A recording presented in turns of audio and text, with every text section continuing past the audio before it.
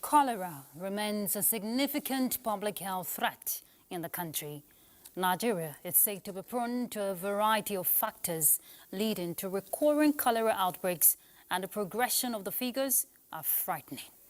As Nigeria continues to struggle with a recurring scourge of cholera outbreaks, health experts say to mitigate the disease, there must be concerted effort involving a robust multi-sectoral response. Now, the Nigeria Center for Disease Control is at the core of enhancing surveillance towards promoting strategies for prevention and control. Despite efforts to curtail the outbreak of the disease, it still remains a huge burden on the public health system. No doubt, it is preventable. But how are the states responding to the outbreak of the disease, and what efforts are being put in place by the NCDC to reduce the risk factors? Tonight, on Weekend File, we will be discussing with Dr. Adewunmi, Assistant Director and Epidemiologist, Head Health Emergency Preparedness, NCDC. We'll bring you situation reports, of course, on how affected states are handling the outbreak. And on the sporting scene, cheering news for Nigeria, as CAF says the treatment method to Super Eagles by the Libyan authorities on the 13th of this month, when the team was on its way to Benghazi for the crucial CAF 2025 qualifier, when the chartered aircraft dangerously diverted mid-flight to Al-Abrak, and there was no assistance from the Libyan Football Federation, which failed to provide transportation. Well, today, you hear the cheering news. CAF has taken a decision by awarding 3 points and 3 goals to the Super Eagles. Now, with this development, what are the chances for the Super Eagles and the implication of this ruling? Former national under-15 coach Haruna Usman Ilirika will give us insight to this. Thank you for joining us. It is Weekend File, and I'm Ruth Aguele. First, let's bring you the news.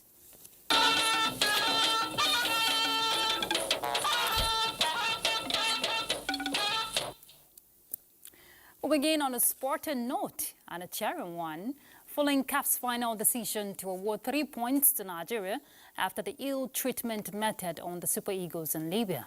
Nigerians have commended the decision, saying it will serve as a warning to others. Oche Ngbede in this report takes us through the situation and the decision of CAF. Over the years, African football has been faced with a series of challenges, and one of these is the unsettled football antics to gain undue advantage over visiting teams. Recall that the return match of the 2025 AFCON qualifiers between Nigeria and Libya, originally scheduled for October 15 in Benghazi, was marred by significant logistical issues when the Nigerian squad's flight was diverted without warning, forcing them to land at an airport far from their intended destination. Subsequent upon arrival, they were ahead for nearly a full day without adequate food or water, leading to widespread outrage and condemnation from Nigerian officials. What was now left was the CAF decision after the matter was officially reported to the CAF Disciplinary Committee by Nigeria, with both countries waiting patiently. CAF, in its ruling, declared the match a forfeit for Libya with a scoreline of 3-0 in favor of Nigeria, putting them on the brink of qualifying for next year's final as they sit on top of Group D. And hoping that other countries will learn from it. The 3 point takes Nigeria to 10 with 2 matches left to play, 4 ahead of second place Benin Republic and 5 ahead of Rwanda, with Libya with 1 point from 4 games. While the decision may have favored Nigeria at this point, the Libyan Football Authority are saying they are not going to let the decision slide, as they will appeal the CAF decision. In Abuja, Oche Ngbede, NTA News. All right, let's bring in our guest, Mr. Haruna Usman Ilirika, former under-15 coach. Thank you very much for joining us, Mr. Ilirika. Thank you for having me. I'm sure you're among those who are excited about this news decision by CAF. 3 points, 3 goals, and you were part of the team, that was in Libya. So tell us, How does this feel? Well, I think we have to, first of all, thank the government of Nigeria and the Football Federation for putting everything in proper order. Sometimes you might have a very good case, but your presentation might make you lose the case. I think the Federation has been able to present their case with a very good prayer, and it was properly accepted by CAF. What we witnessed in Albrag was a very terrible situation that nobody would be willing to see that kind of situation twice. I want to believe it goes beyond football, because if you could imagine staying for like 20 hours without food, without water, and you are expecting these same kind of players to come and play the next day. No, there was no sleep all throughout the 20 hours. It was a very terrible situation. I don't even think if the players were quite aware of where we were, as at the time all of us were inside the lobby for the whole 20 hours. If they were quite aware of the kind of situation where we were, it would have been a terrible situation more than we were thinking. It was when the flight took off and we were a bit halfway up that we saw that we were in the desert, only one building inside that desert. That I cannot even classify that as an airport. So I don't actually understand what it meant, but the courage and the leadership role provided by the government of Nigeria and the Football Federation gave the players and virtually all the officials all the way without for us to be able to manage the situation effectively. Now that we were lucky to have gotten the 3.3 goals, we wouldn't have asked for more. Okay. And So going forward, what does this portend for the Super Eagles? Yes, it's a very good omen because now we are 10 points and we almost qualify for the Nations Cup. I think everybody will be happy at this point, 3.3 goals, and others should be biting their tongues for us just to wrap it up with the remaining matches, play with enough confidence, and be at the highest point that we want to be. We are good to go now, and to me, it's a test case for CAF, and CAF has been able to stand up to their responsibility on this. If this case had been washed aside, it would have been a very terrible situation because the issue of people treating a visiting team terribly in this manner is condemnable. And talking about that, actually, what lesson should other nations learn from this incident? I think most especially the North Africans, they need to learn a lesson from this. You see, football, like if you want to look at what the motto we always put behind the game itself, we say friendship. We should exhibit more friendship from this game. Yeah. Now that this has 3.3 goals and with a fine of $50,000 on the Libyan Football Federation, now other people will learn from this. You will know that even today, it's not the only. Even one of the clubs in Libya too was fined another $20,000 and with playing 2 matches indoor for a similar thing that was done to another club side in Africa. You see, these are things that we should not be talking like this. Nigerian, for what we are, I cannot remember any time in our history where any club has come to Nigeria and we treat them in this manner. Thank you so much, Mr. Haruna Ilerika, for your insight on the news. Thank you. Wish the Super Eagles all the best. Thank you very much. All right. He is former under-15 coach. We turn to other issues. With the global village evolving around digital economy, Nigerian youths need to unlock new possibilities that would drive innovation and shape the future of the nation towards a rapid technological advancement. The founder and Group Managing Director, System Specs Holdings Limited, Dr. John Obaro, stated this while delivering a lecture at the convocation ceremony of King's University in Osun State.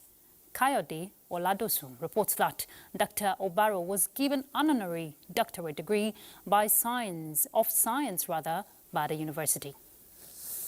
Delivering the lecture at the combined 2023 and 2024 convocation ceremony of King's University, Adewunmi, Osun State, Dr. John Tanimola Obaro, who spoke on the theme, Navigating the Digital Era, Embracing Creativity and Unlocking the Boundaries of Technology, emphasized that the digital landscape is full of various opportunities and now is the time for young Nigerians to key fully into it. Irrespective of your field of study, you have the opportunity to leverage on technology. In fact, today, I won't even think it's a necessary advantage to specialize in core computing or computing courses, any course you study, you can still leverage technology.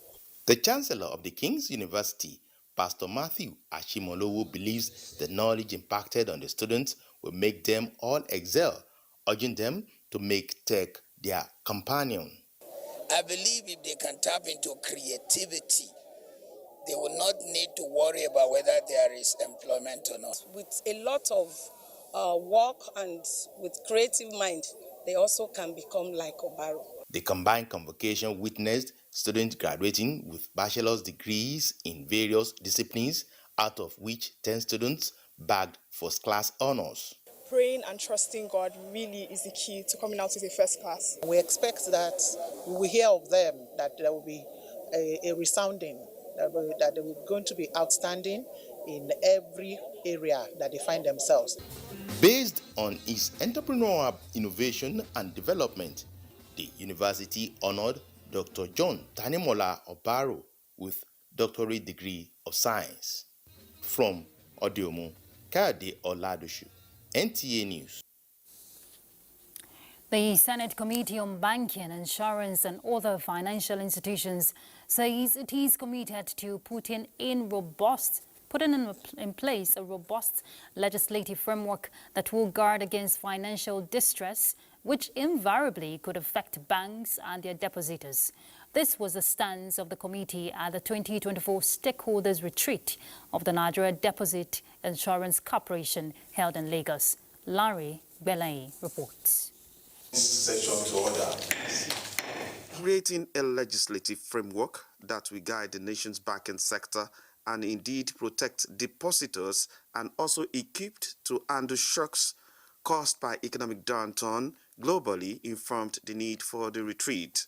It is also a review on strengthening of nation's financial system to be capable of supporting a stable and resilient financial sector. You know, retreats like this are very, very important. So we'll continue to look for ways to fortify the resilience of our banking industry. And the emphasis is how do we continue to strengthen, using through the instrumentality of legislation, the resilience of the banking industry. The need for collaboration with the legislatures has become essential because while the lawmakers designs the legal financial framework, the regulating agency NDIC intensifies the process to build a financially resilient system that sustains the confidence in the nation's banking sector. I can confidently say that the banking system in Nigeria is sound and safe, and I want to urge all banking public to continue to transact with banks that are licensed within the system. They should not entertain any fear. The NDIC and the legislature also affirmed that they are not going to leave any stone unturned in fortifying the nation's financial sector to be able to withstand any financial shocks, to ensure that no Nigerian experienced loss of capital through bank failure. In Lagos, Larry Belay, NTA News. Rediscovered Nigeria by Nigerians is a new roadmap being charted by concerned citizens at the unveiling and rebranding Nigeria initiative. The essence is to raise a new crop of patriots who love, support and defend their fatherland. Kenneth Nani reports that Minister of Information and National Orientation Mohammed Idris was represented at the event. Unveiling and Rebranding Nigeria Initiative is a citizens' action-driven project on changing the negative concepts about Nigeria. The theme, Rise Up, Patriots Take Pride in Our Nation, is compelling voices to get louder. We should never lose hope in our country.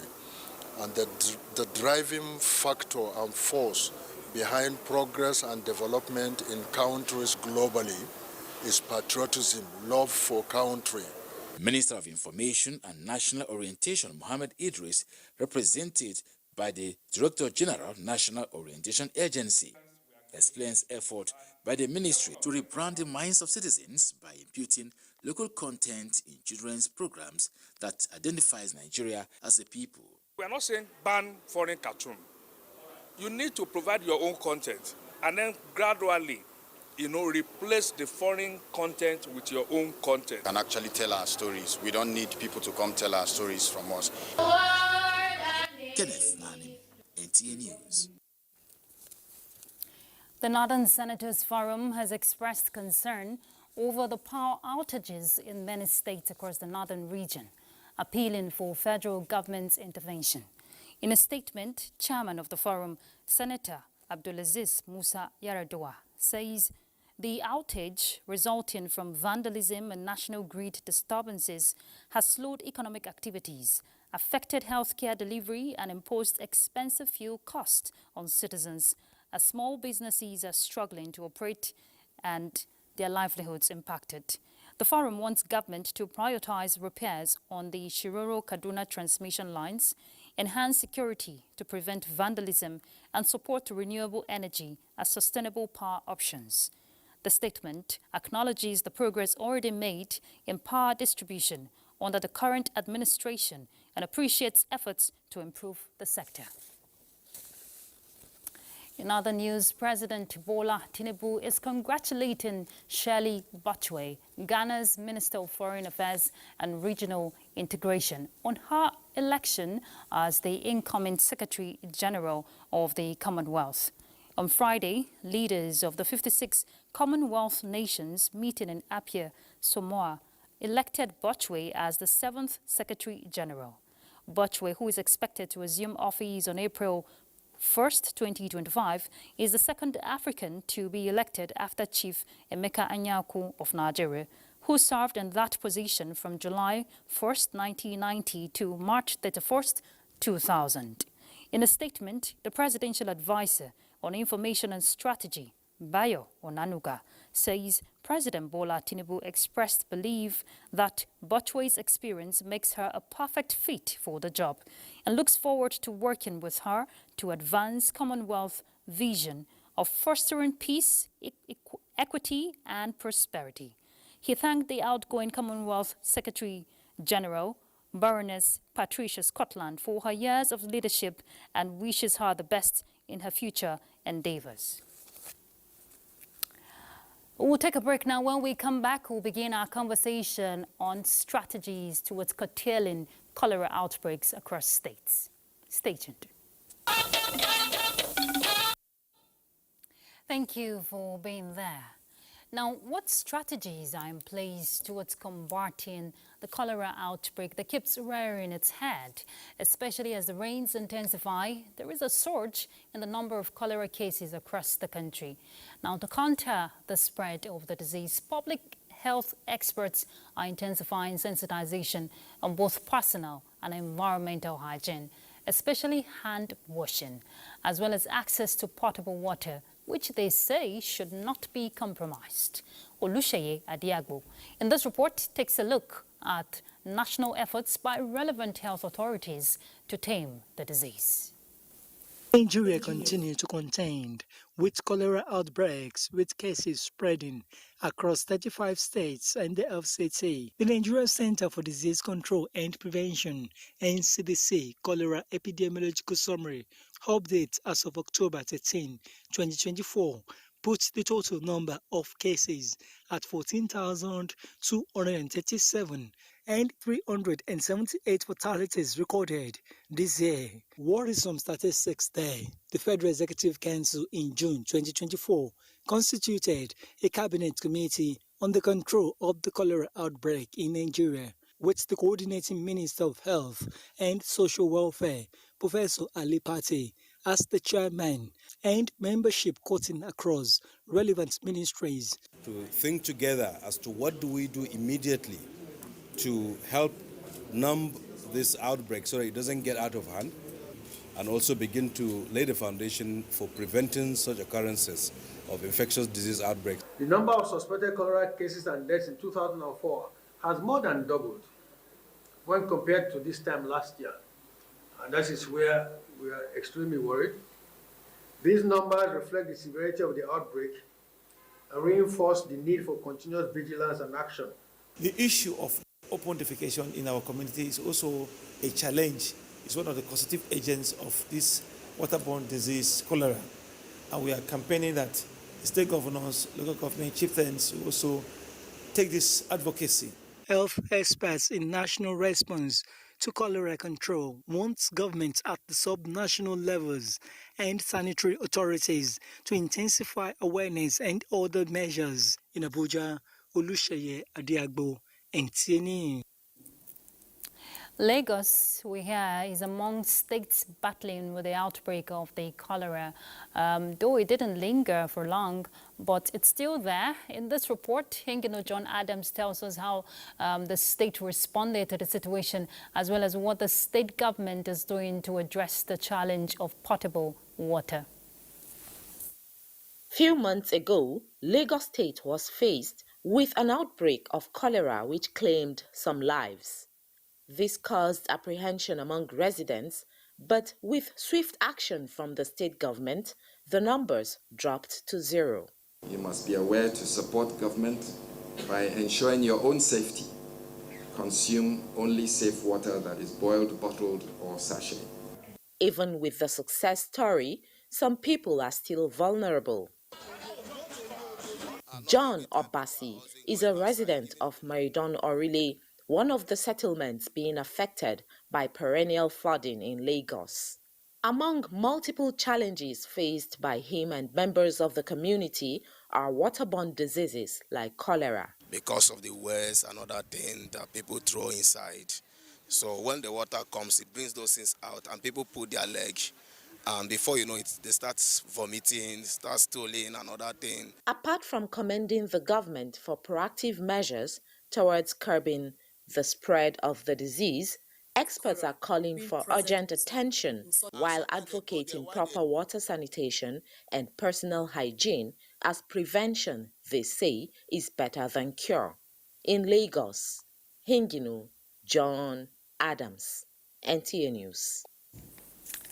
All right, let's bring in our guests. We have in the studio Dr. Abiodun Oguni. He is the Assistant Director and an epidemiologist, I beg your pardon, and Head Health Emergency Preparedness with Nigeria Center for Disease Control. Thank you for joining us. Thank you very much. It's good to be here this evening.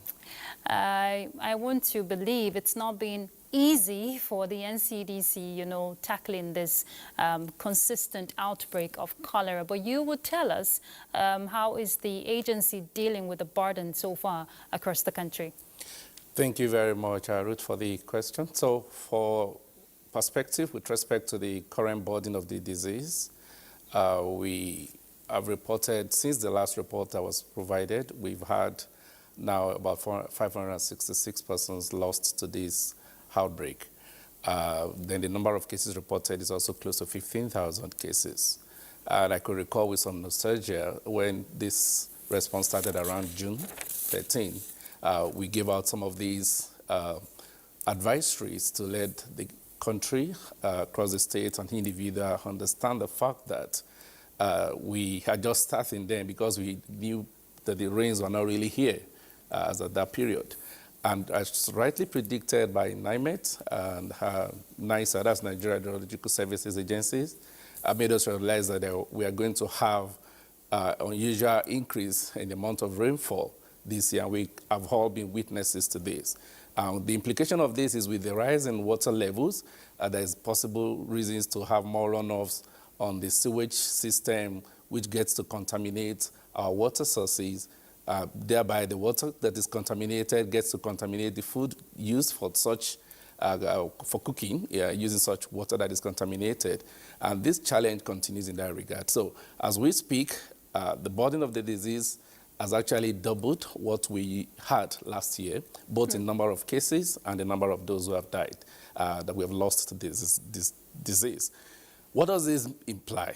The implication of this for us as a country is not that we did not prepare, it's not that we did not put in effort, it's just that it wasn't enough to have been able to really avert this situation because of the effect of what climate change is also bringing to us, which we don't have control over. And what does this mean? With this flood that is happening, with increased global warming, the weather changes, it is anticipated that the risk of transmission of this infectious agent will be higher than it used to be.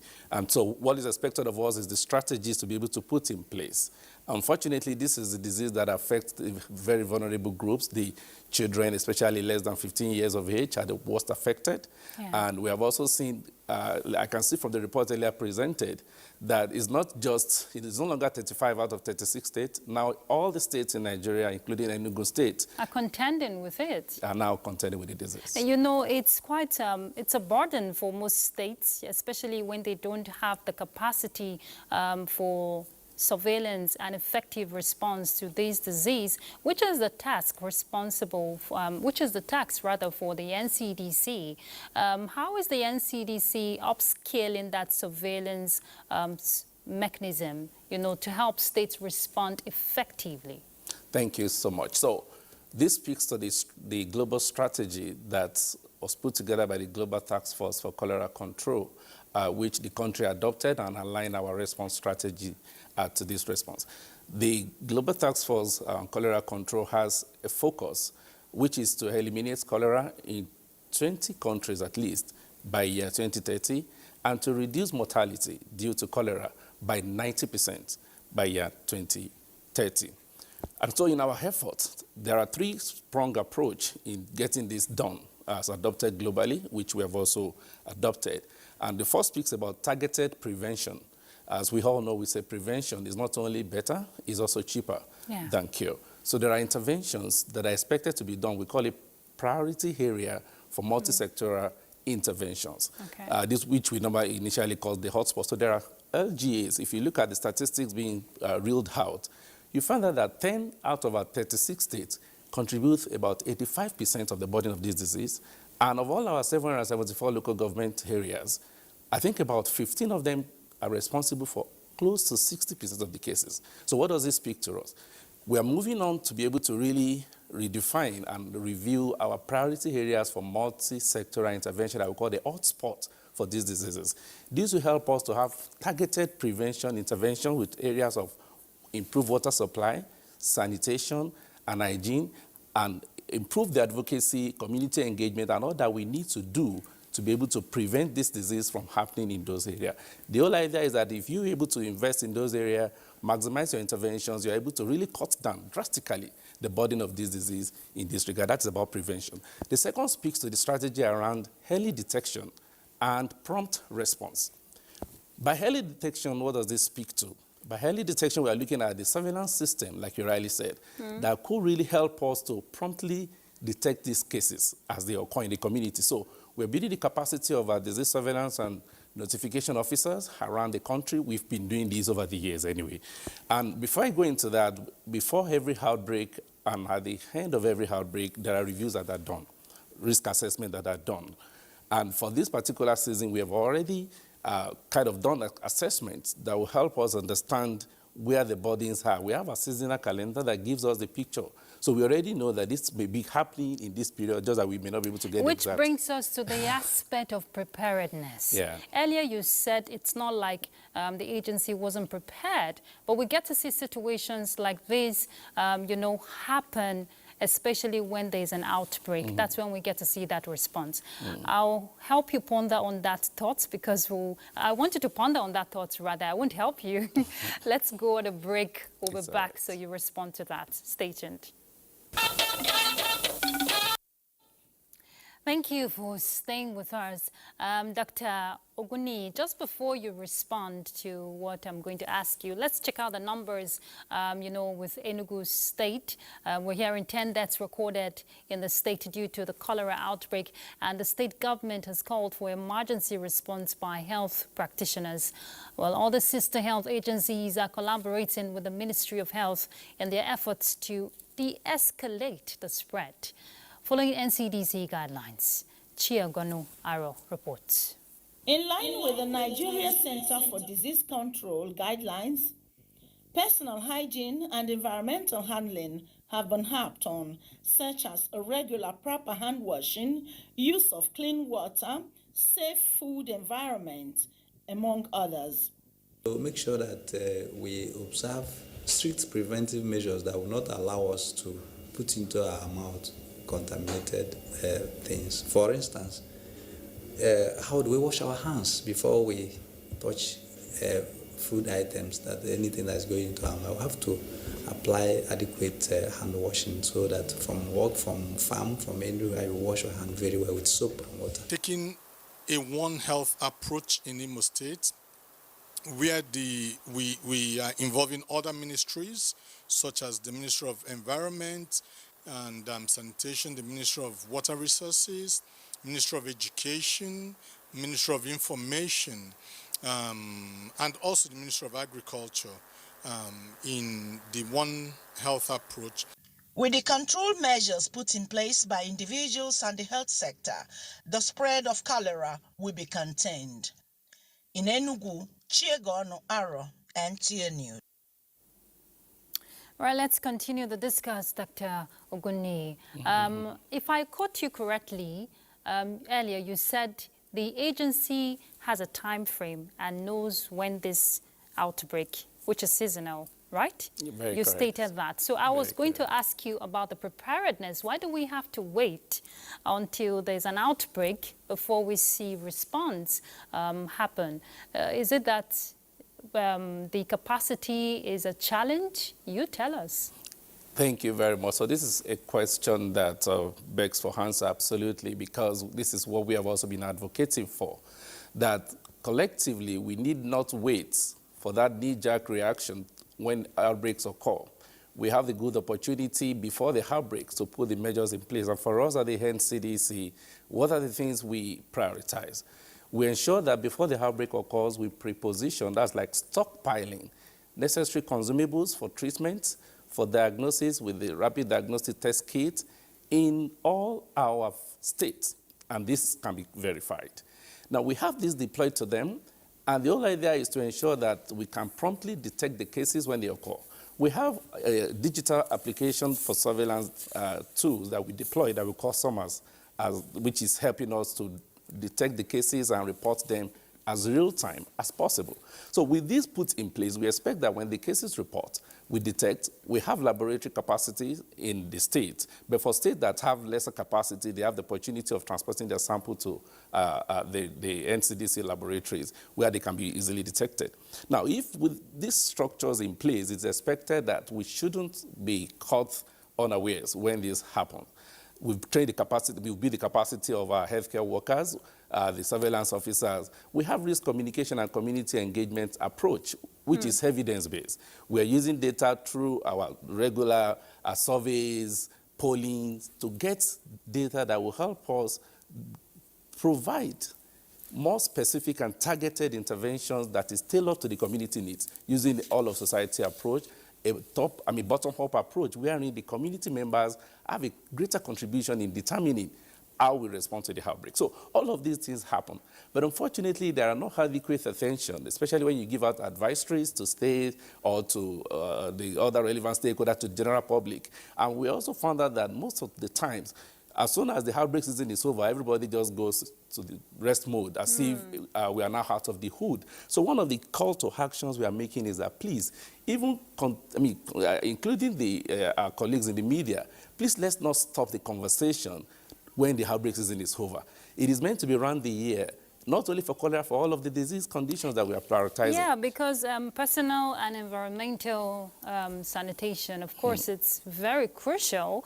And I recall that the NCDC is leading a multi-sectoral national cholera technical working group come to that. with other agencies. So what is the response? What is the synergy like? What are you getting, the kind of support? So the component of the strategy that speaks to response is being able to set up and institute what we call the Emergency Operations Center. We have in all our 36 states in the country functional emergency operations centers activated, wherein they can coordinate all through the sector using the One Net approach, environment, agri, Ministry of Information, the Primary Healthcare Board for vaccine-related interventions, because vaccination is also a component for the prevention. So all of these are being put together. And for us at the national level, we have similar approach, including contributions from our partners who are working with us. So this is in line with the third strategy of the Global Task Force, the roadmap, which brings in the issue of coordination. collaboration to ensure that we have the relevant resource mobilization, we have the relevant technical expertise that could help us provide guidance and build the capacity of the people to be able to respond appropriately. This is in place, but it is not adequate yet because the issue of cholera outbreak that we are experiencing is beyond health. It is issues related to making available adequate water supply to the community. Yeah. It is how do we end open defecation. As long as open defecation exists, we are going to keep having this challenge. Even though the climatic conditions that we don't have control over, we are also working on how to build resilience, a climate health resilience systems. Among and that communities. is the conversation among the community, such that we are better equipped. And that is one of the things our community engagement strategies is helping us. So we're having this focused intervention to ensure that people are better prepared and they are equipped ahead of the next outbreak. One thing we are committed to is that Nigeria should be one of the 20 countries that will be able to eliminate cholera by year 2030 as put on the map. Well, Dr. Adewunmi, 2030 is around the corner. And yes, people it is are achievable. dying Yeah, it is achievable. From this disease. My question is, I'm glad you mentioned building resilience among communities, which takes us to community engagement beyond when the outbreak is at its peak.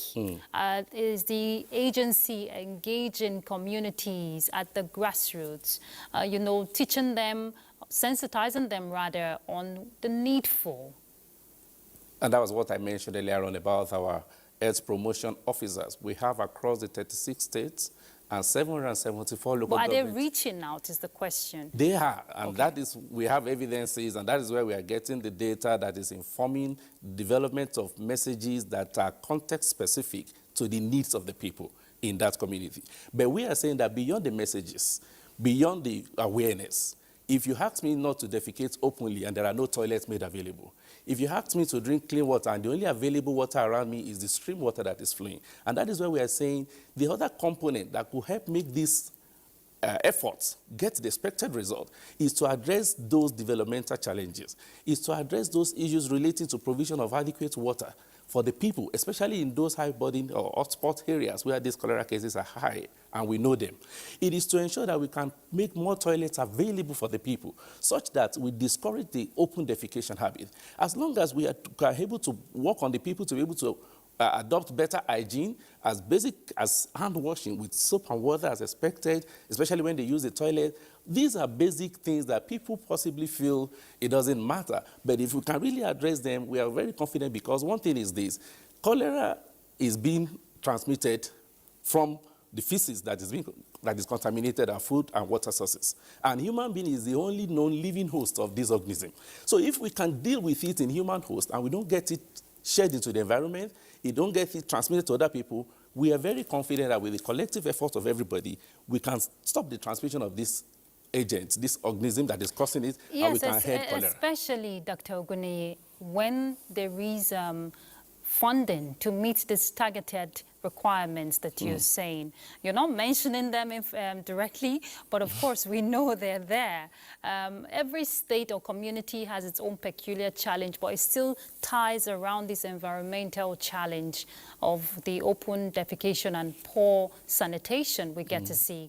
Now, is the agency, based on the technical working group, is the agency getting international support? We know WHO is part of it.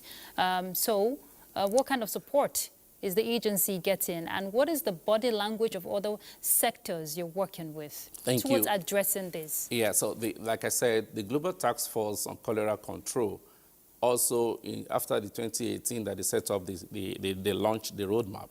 In 2020, there is a country support platform globally that is coordinating effort, and we have it in Nigeria. We have the International Federation of Red Cross Society that is fully on ground as a country support platform, helping to galvanize efforts of other stakeholders. And like I mentioned earlier on, whenever we establish or activate our incident management system operating at the emergency operation centers, all partners, is it UNICEF, WHO, Breakthrough Action Nigeria, a long list, let me not, for the want of time. So we have these partners. But the concern we are putting forward now is that let us take it beyond just waiting for response, which most of the resources are made available. Let us make efforts in place, put efforts in place at the preparedness phase. Let's invest more in preventing this outbreak before they even ever occur. With that, we are able to reduce the burden. In our approach, we have the case management options, which we support states to be able to set up cholera treatment centers. We support them to set up oral rehydration points, whereby patients or cases of this disease can easily get treatment. And we all know that cholera death occurs when the patient is losing fluid rapidly. And if you don't get immediate attention, one of the major causes that we have seen, and that is why we are advocating for people to report early, is that people present late to health facilities. They keep doing self-medication, which we are discouraging. Please, if you are losing water, you are losing fluid in your system, it is not to go and be buying over-the-counter drugs. It is to quickly get to health facilities where you can be treated. So in a nutshell, we are appealing to Nigerians. For us, we are committed to protecting the health of Nigerians, but it's an all-of-society approach. We need all of our effort to be able to stop this menace, and we need to make it sustainable, and we believe it is possible and is achievable. In a nutshell, personal hygiene should be top priority. Thank you very much, Dr. Adewunmi. He's the Assistant Director and Epidemiologist, Head Health Emergency Preparedness with the Nigerian Center for Disease Control. Thank you for your time on Weekend File. Thank you very much for having me. You're welcome. And thank you for all you do. All right, let's take a break. We'll be back in a moment. Thanks for being there. Navigating a tidal wave of improved health outcomes, the Naval Officers' Wives Association, NOAA, with armed forces and paramilitary wives, has set a steady compass aimed at changing the narrative in cancer care in Nigeria. Defense correspondent Najatu Tijani joined them on their cancer awareness walk at the Naval Unit Asokoro here in Abuja, and now reports. Taking a bold step, these wives of military and paramilitary officers are working in solidarity to raise awareness about cancer, emphasizing the importance of early detection and affordable treatment. We are begging women, don't keep it. Some people stay so long and the thing has advanced and it's become difficult. So that's why we are saying early detection is key and you must know your risk. Come out, don't be afraid. Breast cancer is the most common cancer affecting women. It counts for over 22.7% of all new cancer cases in women. As wives, mothers, sisters, caregivers, we all have the important role to play in spreading awareness. You see so many battling with this challenge and then wouldn't know how to go about it. So awareness, information, education is key. After the walk, they gather to listen to the experts who highlight regular screening. Lately, we saw this extension. If you every 3 months subject every after illness coffee. It is also an opportunity for the women to come together to honor those affected by cancer and reaffirm their commitment to fighting it. As the slogan says, no one fights it alone. And so the early detection is advocated as well as appropriate treatment for those suffering from cancer. Najatu Tijani, NTA News. Well, at the Commonwealth Summit in Samoa, leaders took time to hold lengthy, occasional tense talk over one of the most sensitive aspects of their shared and troubled past. Kolo Mohammed brings us these details and other stories on Global Update. The gathering in Samoa, with leaders from Britain and dozens of former colonies, held lengthy and occasionally tense talks over one of the most sensitive aspects of their shared and troubled past. In a joint statement, Commonwealth leaders noted call for reparatory justice for distasteful transatlantic slave trade and the enduring effects of dispossessing indigenous peoples' apprenticeship and colonialism. African, Caribbean, and Pacific nations want Britain and other colonial powers to atone for slavery and other ills of colonization and start talks about compensation. In Mozambique, supporters of opposition candidate Vanessa Mondlane have rejected the results of the presidential election which gave victory to ruling party's Daniel Chapo. Demonstrations began immediately after the National Election Commission declared Chapo winner of the vote, while Mondlane came second with slightly over 20%. Even before the election, Commission's announcement of results, the country was already tensed following the killing of two opposition figures close to Mondlane. Kolo Muhammad, NTA News. And that concludes Weekend File. Thank you for your company. Do have a good night rest. I'm Ruth Aguele. Bye.